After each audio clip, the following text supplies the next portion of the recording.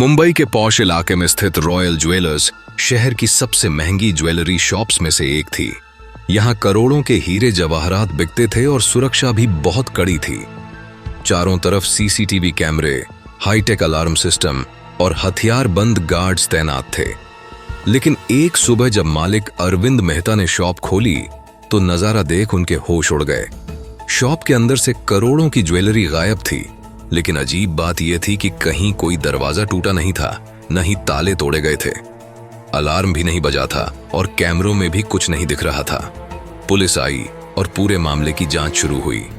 दुकान के अंदर कोई जबरदस्ती घुसा था, इसका कोई सबूत नहीं था। पुलिस को लगा कि यह किसी अंदर के आदमी का काम हो सकता है।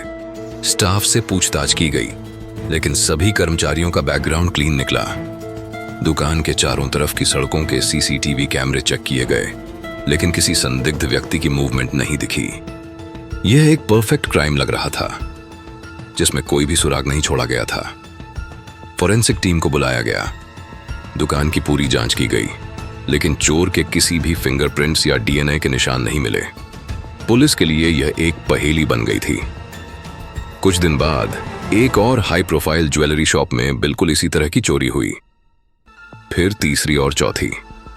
हर बार करोड़ों के हीरे और गहने गायब हो जाते, लेकिन कोई सुराग नहीं मिलता। मीडिया में इस रहस्यमयी चोर को कांच वाला चोर कहा जाने लगा, क्योंकि ऐसा लग रहा था जैसे वह दीवारों के आर पार चला जाता था। पुलिस ने साइंटिफिक तरीके से जांच शुरू की।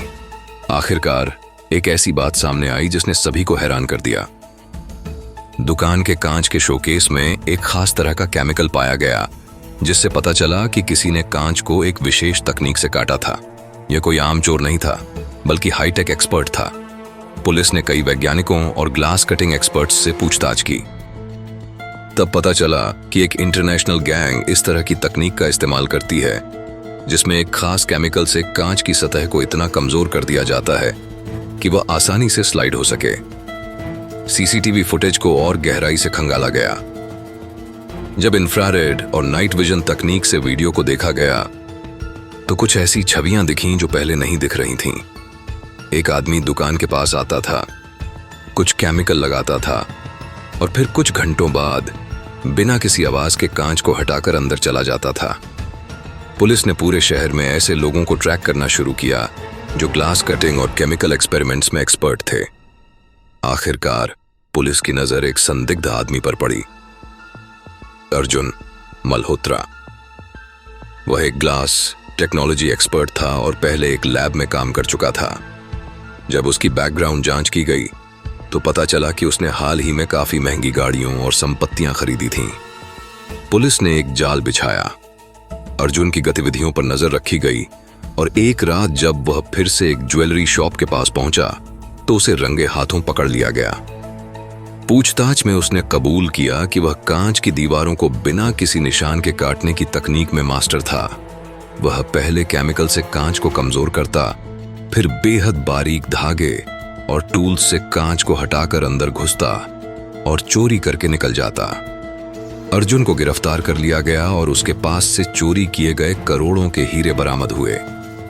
यह मामला भारत की सबसे हाईटेक चोरियों में से एक माना गया और कांच वाला चोर नाम हमेशा के लिए अपराध इतिहास में दर्ज हो गया।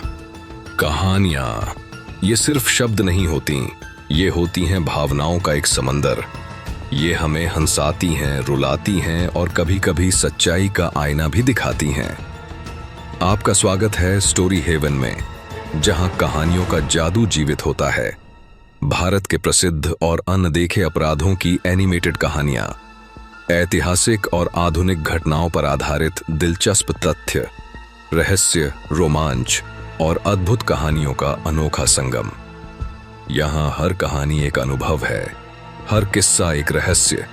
हमारी कोशिश है कि आप न सिर्फ सुनें, बल्कि इन कहानियों को महसूस करें।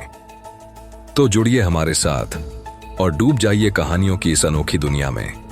सब्सक्राइब कीजिए स्टोरी हेवन और बनाइए हर कहानी का हिस्सा, क्योंकि हर कहानी के पीछे छिपा होता है एक सच।